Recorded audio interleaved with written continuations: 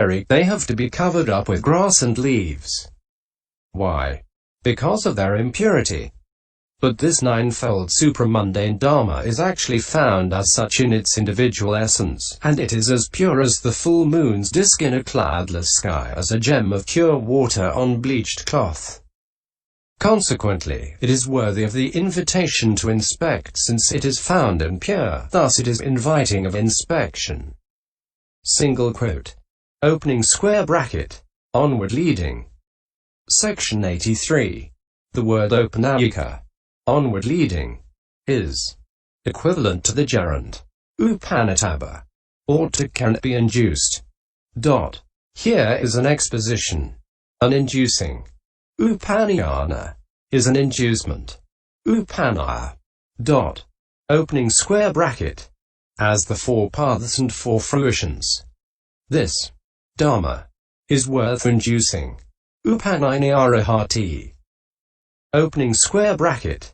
That is arousing, in one's own mind, subjectively, by means of development without any question of whether or not one's clothing or one's head is on fire. Ca 4320. Thus it is onward leading. Opanayika. This applies to the above-mentioned 8 formed supramundane states, dharmas. But the unformed Dharma is worth inducing by one's own mind to become the mind's object. Thus it is onward leading too. The meaning is that it is worth treating as one's shelter by realizing it. Section 84. Or alternatively, what induces. Upanati. Opening square bracket. The noble person. Onwards to Nibbana is the noble path which is thus inductive. Upanaya. Again, what can, or to, be induced. Upanataba. To realizability is the Dharma consisting in fruition and Nibbana, which is thus inductive. Upanaya. The word upanaya is the same as the word opanayika. Opening square bracket. Is directly expeiencable by the wise. Section 85. Is directly experienceable by the wise. It can be experienced by all the kinds of wise men beginning with the acutely wise. See 2135. Each in himself thus. The path has been developed, fruition attained, and cessation realized by me. For it does not happen that when a preceptor has developed the path his co-resident abandons his defilements. Nor does a co-resident dwell in comfort owing to the preceptor's attainment of fruition, nor does he realize the nibbana realized by the preceptor. So this is not visible in the way that an ornament on another's head is, but rather it is visible only in one's own mind. What is meant is that it can be undergone by wise men, but it is not the province of fools. Section 86. Now, in addition, this Dharma is well proclaimed. Why? Because it is visible here and now. It is visible here and now because it is not delayed. It is not delayed because it invites inspection. And what invites inspection is onward leading. Section 87. As long as the meditator recollects the special qualities of the Dharma in this way, then on that occasion his mind is not obsessed by greed, or obsessed by hate, or obsessed by delusion. His mind has rectitude on that occasion, being inspired by the Dharma. A 3285. So when he has suppressed the hindrances in the way already described, the jhana factors arise in a single conscious moment. But owing to the profundity of the Dharma's special qualities, or else owing to his being occupied in recollecting special qualities of many sorts, the jhana is only access and does not reach absorption. And that access jhana itself is known as recollection of the Dharma too, because it arises with the recollection of the Dharma's special qualities as the means. Section 88. When a bhikkhu is devoted to this recollection of the Dharma, he thinks I never in the past met a master who taught a law that led onward thus, who possessed this talent, nor do I now see any such a master other than the Blessed One. Seeing the Dharma's special qualities in this way, he is respectful and deferential towards the master. He entertains great reverence for the Dhamma and attains fullness of faith, and so on. He has much happiness and gladness. He conquers fear and dread. He is able to endure pain. He comes to feel as if he were living in the Dharma's presence. And his body, when the recollection of the Dharma's special qualities dwells in it, becomes as worthy of veneration as a shrine room.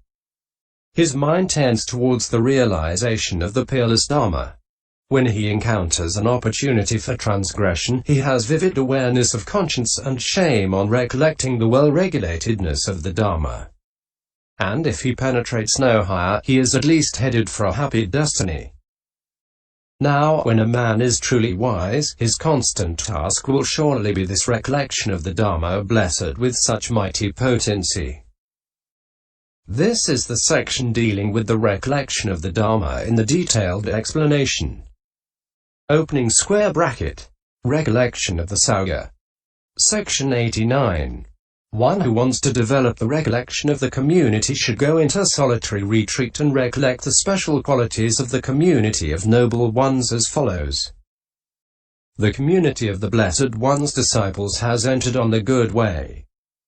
The community of the Blessed One's disciples has entered on the straight way. The community of the Blessed One's disciples has entered on the true way.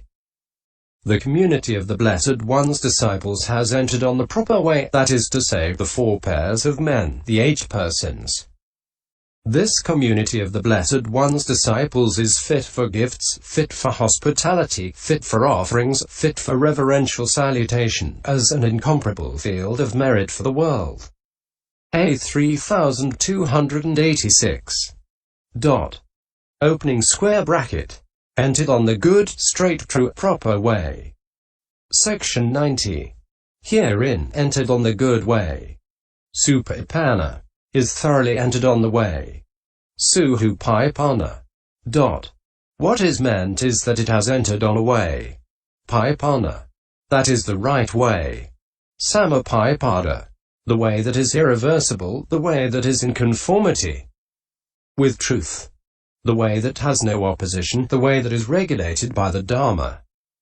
They hear, suoanti, attentively the Blessed One's instruction, thus they're his disciples. Savaka lit. Hearers. The community of the disciples is the community of those disciples.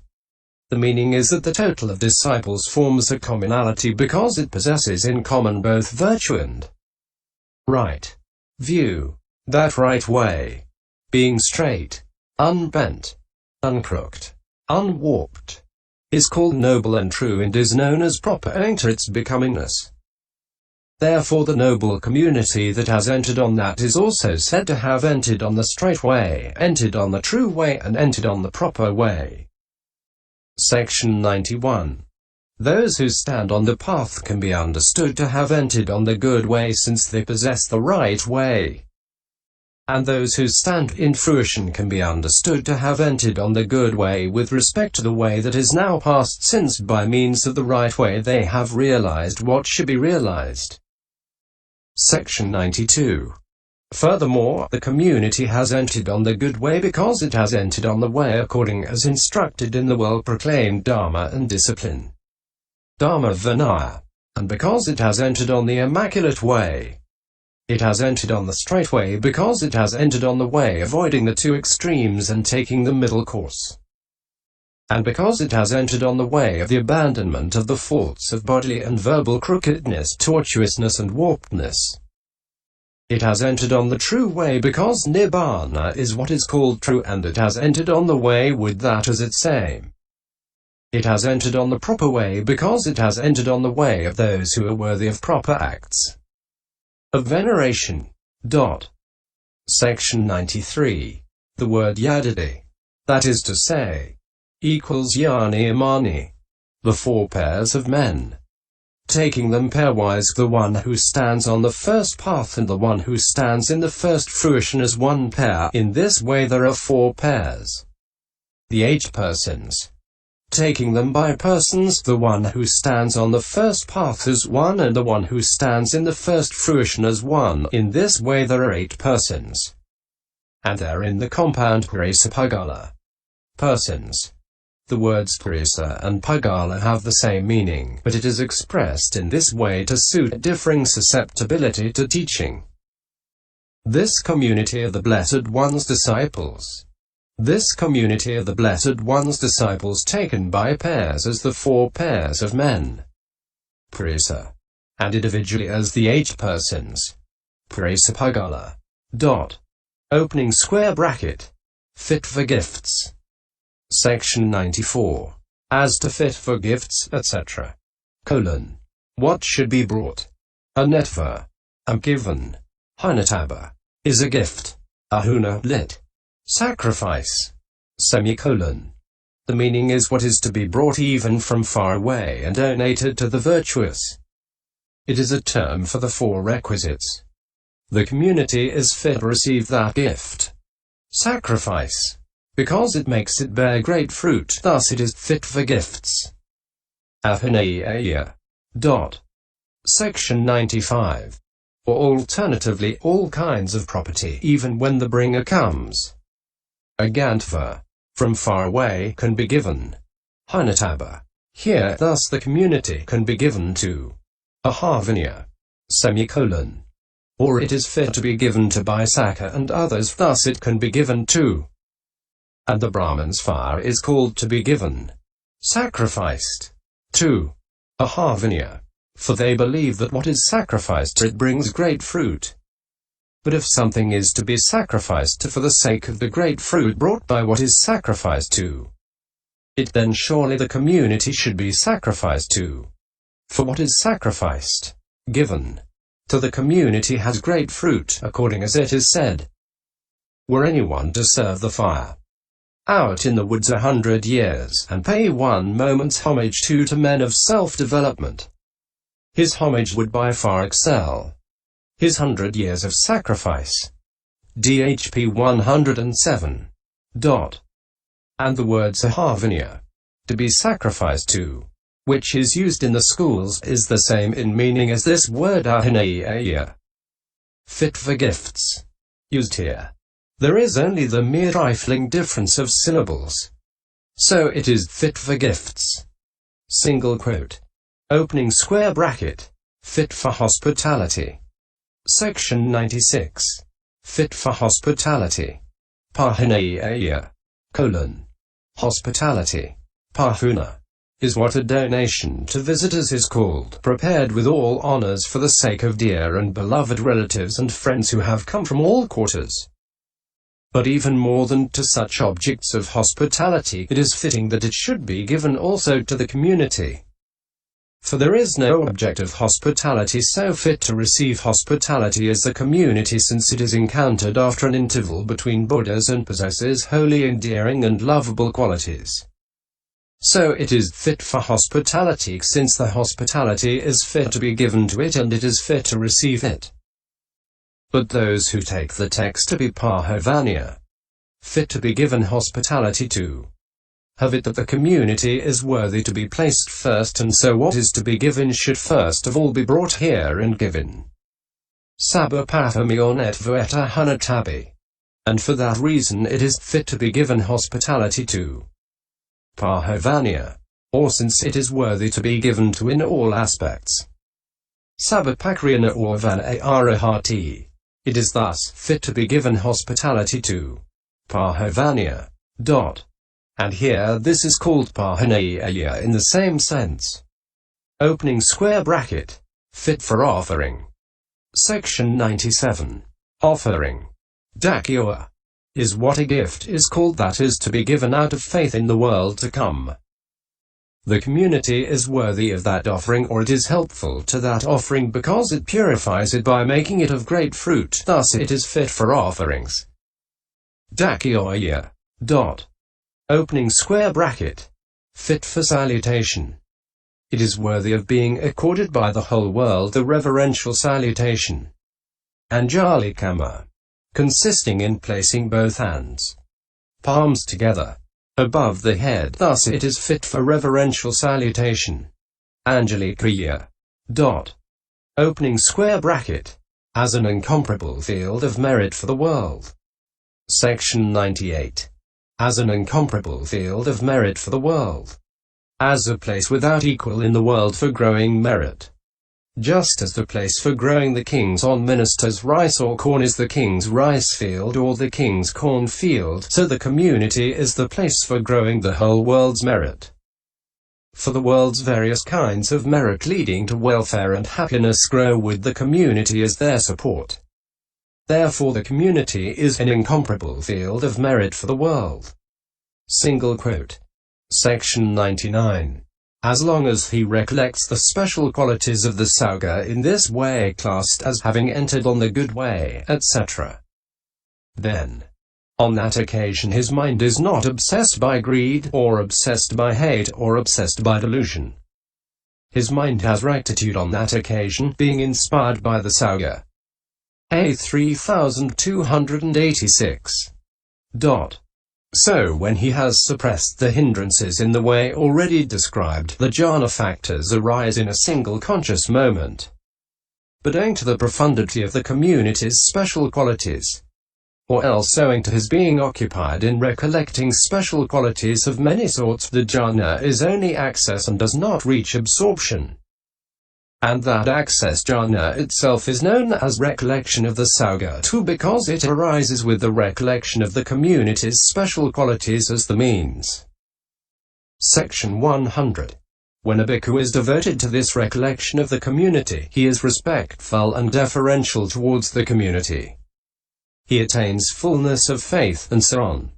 He has much happiness and bliss. He conquers fear and dread. He is able to endure pain. He comes to feel as if he were living in the community's presence. And his body, when the recollection of the Sangha has special qualities dwells in it, becomes as worthy of veneration as an uposatha house where the community has met. His mind tends towards the attainment of the community's special qualities. When he encounters an opportunity for transgression, he has awareness of conscience and shame as vividly as if he were face to face with the community. And if he penetrates no higher, he is at least headed for a happy destiny. Now, when a man is truly wise, his constant task will surely be this recollection of the Sangha blessed with such mighty potency. This is the section dealing with the recollection of the community in the detailed explanation. Opening square bracket. Recollection of virtue. Section 101. One who wants to develop the recollection of virtue should go into solitary retreat and recollect his own different kinds of virtue in their special qualities of being untorn, etc. As follows. Indeed, my various kinds of virtue are untorn, unrent, unblotched, the unmottled, liberating, praised by the wise, not adhered to, and conducive to concentration. A 3286. And a layman should recollect them in the form of layman's virtue, while one gone forth into homelessness should recollect them in the form of the virtue of those gone forth. Section 102. Whether they are the virtues of layman or those gone forth, when no one of them is broken in the beginning or in the end, not being torn like a cloth ragged at the ends, then they are untorn. When no one of them is broken in the middle, not being rent like a cloth that is punctured in the middle, then they are unrent. When they are not broken twice or thrice in succession, not being blotched like a cow whose body is some such color as black or red with a discrepant colored oblong or round patch appearing on her back or beak, then they are unblotched. When they are not broken all over at intervals, not being mottled like a cow speckled with discrepant colored spots, then they are unmottled. Section 103. Or in general they are untorn, unrent, unblotched, they are unmottled when they are undamaged by the 7 bonds of sexuality. Closing parenthesis. And by anger and enmity and the other evil things. See section 59. Section 104. Those same virtues are liberating, since they liberate by freeing from the slavery of craving. They are praised by the wise because they are praised by such wise men as enlightened ones.